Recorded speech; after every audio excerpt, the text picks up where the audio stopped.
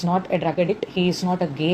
கேயாக இருக்கிறதுல எந்த விதமான ஒரு ஸ்டிக்மாவும் இல்லை.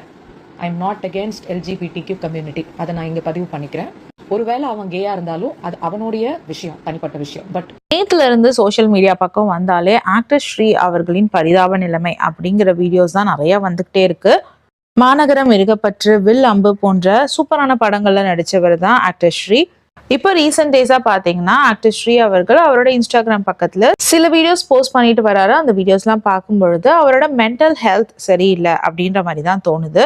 இவரை நம்ம கடைசியா பார்த்தது இருக்கப்பற்ற படத்துல தான். இப்போ இவரோட இன்ஸ்டாகிராம் வீடியோஸ் எல்லாம் பார்த்து எல்லாரும் என்ன பேசிட்டு வராங்கன்னா, ஏன் இவருக்கு இந்த நிலைமை, என்ன ஆச்சு இவருக்கு அப்படின்னு சொல்லிட்டு. ஏன்னா இவர் அவரோட இன்ஸ்டாகிராம் வீடியோஸ் எல்லாத்துலயுமே ரொம்ப உடல் மெலிஞ்சு காணப்படுறாரு.